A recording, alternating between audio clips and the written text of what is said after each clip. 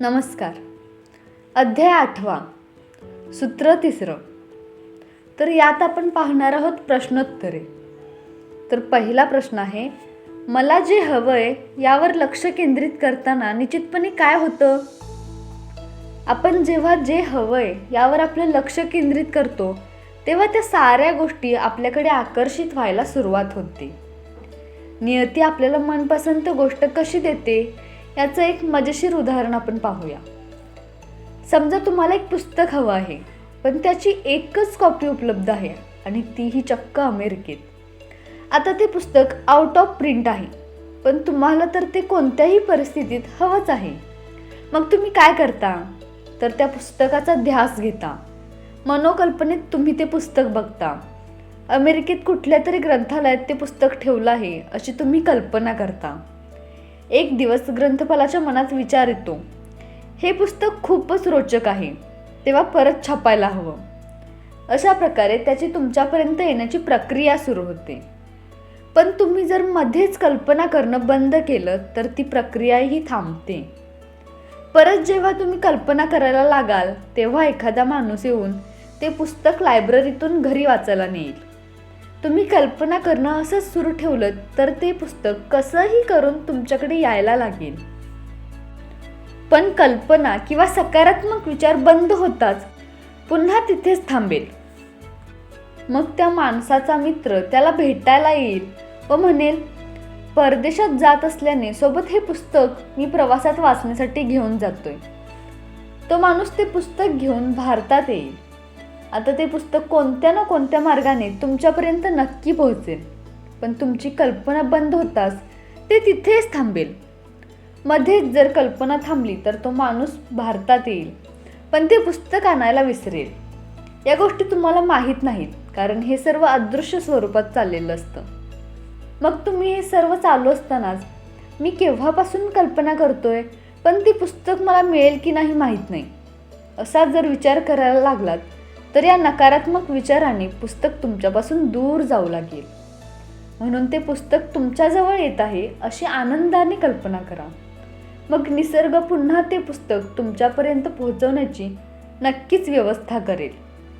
त्यानंतर तीच व्यक्ती भारतात येईल. तिचा मित्र कुठल्या तरी कंपनीत काम करत असेल. तो त्या व्यक्तीला भेटायला जाईल. ते पुस्तक वाचायला म्हणून घेऊन येईल. त्यानंतर तुम्ही जेव्हा या मित्राच्या घरी जाल तेव्हा तुम्हाला आश्चर्य वाटेल, अरेच्चा, ज्या पुस्तकाची मी कल्पना करत होतो ते पुस्तक तर माझ्या समोर आहे. तुम्ही पुस्तक वाचाल किंवा त्याची झेरॉक्स कॉपी काढाल. अगदी वाटेल ते कराल, पण ते पुस्तक तुम्हाला मिळणारच यात शंकाच नाही. कल्पनाशक्तीचं हे एक छोटंसं उदाहरण आहे. यासारख्या अनेक गोष्टी आहेत ज्यांची कल्पनाही तुम्ही करू शकत नाही, पण निसर्गात त्या अगदी सहजतेनं घडत असतात. तुमचं एक छोटंसं स्वप्न पूर्ण करणं किंवा 10 स्वप्न पूर्ण करणं हे नियतीसाठी सारखंच आहे. मग तुम्हाला ते कितीही भिन्न वाटत असलं तरीही निसर्गासाठी त्यात कुठलाही फरक नाही. त्याच्यासाठी दोघांची ही प्रक्रिया समानच असते. कल्पना किंवा विचार नियमांची भूमिका ही दोघांसाठी एकसारखीच असते. जितका विश्वास जास्त तितका परिणाम अधिक. आता आपण दुसरा प्रश्न पाहूया. नकारात्मक घटना घडत असताना सकारात्मकतेवर लक्ष कसे केंद्रित करावं? तर याचं उत्तर, समजप्राप्तीनंतर सर्व काही शक्य आहे. सकारात्मकतेवर लक्ष केंद्रित करण्यासाठी पुढील 3 तंत्रांचा उपयोग करूया आपण. तर यातलं पहिलं तंत्र आहे सकारात्मक शब्द. आपल्या शब्दांचा उपयोग नेहमी दुसऱ्यांच्या उत्कर्षासाठी किंवा आशीर्वादासाठीच करा. दवाखान्यात एखाद्या आजारी माणसाला भेटायला लोक जातात तेव्हा नेहमी म्हणतात, अरे तुला काय झालं, किती अशक्त दिसतोयस, काही खातोस की नाही. अशा प्रकारचं संभाषण रुग्णाशी कधीही करायचं नाही. त्यापेक्षा आता तू बरा दिसतोस, तुझी प्रकृती पहिल्यापेक्षा चांगली सुधारली आहे, असं वेगळं काहीतरी त्याच्याशी बोलण्याचा प्रयत्न करूया. तुमच्या चांगल्या बोलण्याने तो लवकर बरा होईल. तुम्ही गेल्यानंतर तो स्वतःला आरशात बघेल आणि मी बरा होत चाललोय असा विचार करू लागेल. आपण जर एखाद्याबद्दल चांगलं बोलू शकत नसाल तर कमीत कमी त्याच्याविषयी नकारात्मक शब्द तरी उच्चारू नका. एवढी तरी मदत करा नक्कीच. आता जसे आपले विचार असतात तसे शब्द आपण उच्चारतो आणि त्याप्रमाणेच आपल्या शरीरात परिवर्तन घडते. आपले शरीर हे जल, वायू, पृथ्वी, अग्नी आणि आकाश अशा पंचतत्वांनी बनलेलं आहे हे आपण जाणतोच. जेव्हा तुम्हाला थंडी वाजते त्यावेळी शरीरातल्या पेशींमधील पंचतत्वांपैकी जलतत्व वर येतं आणि थंडी वाजायला लागते.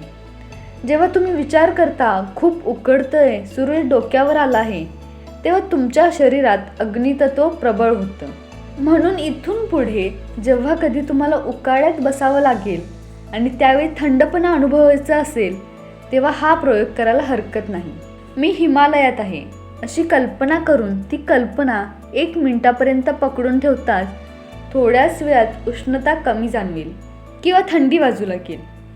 जेवढा जास्त काळ तुम्ही हा विचार धरून ठेवाल तेवढा अधिक परिणाम झाल्याचं नक्कीच जाणवेल. आता दुसरं तंत्र आहे परंतु. या तंत्रामध्ये तुम्हाला परंतु या एका शब्दाचा वापर करायचा आहे. काही लोकांना प्रश्न पडतो, आम्ही सकारात्मक शब्दांनी विचारांवर नियंत्रण तर मिळवतो पण तरीही कधी कधी नकारात्मक विचार येतातच. अशा वेळी काय करायचं? तेव्हा परंतु या शब्दाचा वापर करायचा. आता विशेषतः नकारात्मक विचारांच्या बाबतीत तर नक्कीच तुमच्या मनात विचार येतो, बहुतेक मी आजारी पडणार आहे. तेव्हा लगेचच या वाक्याच्या शेवटी परंतु हा शब्द जोडूया आणि म्हणायचं, परंतु असं अजिबात होणार नाही, कारण माझ्या शरीरात प्रत्येक आजाराशी लढा द्यायची अपार शक्ती आहे. कुठल्याही नकारात्मक विचाराला तसंच सोडू नका. त्याच्या पुढे परंतु लावून त्याला सकारात्मक बनवूया. आता उदाहरणार्थ, पुढे कदाचित माझ्याकडे पैसे नसतीलही, परंतु मी मेहनत करेन आणि पैसे नक्कीच मिळवेन. सध्या बाजारात मंदी आहे, परंतु आता परिस्थिती बदलत चालली आहे. माझा अभ्यासात मन लागत नाही, परंतु थोडा वेळ मी नक्कीच अभ्यास करू शकेन. अशा प्रकारे तुमच्या मनात कोणतेही विचार आले तरी परंतु हा शब्द जोडून ते सकारात्मक करूया. अशा विचारांना अर्धवट सोडून मनात घर करण्याची संधी देऊ नका, अन्यथा हे नकारात्मक विचार हळूहळू पूर्णपणे आपल्या शरीरावर ताबा मिळवतील. आता तिसरं तंत्र आहे शक्तिशाली प्रेरणादायी वाक्य, मास्टर थॉट कॅचवर्ड्स. हवं ते मिळवण्यासाठी शक्तिशाली प्रेरणादायी वाक्य, मास्टर थॉट्स कॅचवर्ड. हवं ते मिळवण्यासाठी शक्तिशाली प्रेरणादायी वाक्य बनवूया. म्हणजे असे विचार जे तुमच्या हृदयाला भिडतात. उदाहरणार्थ, हम होंगे कामयाब हा एक मास्टर थॉट कॅचवर्ड आहे. हे वाक्य ऐकून जर तुमच्यामध्ये जोश येत असेल, उत्साह संचारत असेल तर ते तुमच्यासाठीच बनवलं आहे असं समजा. दुसरं उदाहरण म्हणजे, माझ्या आयुष्यात जे काही घडतंय ते दिव्य योजनेनुसारच घडत आहे.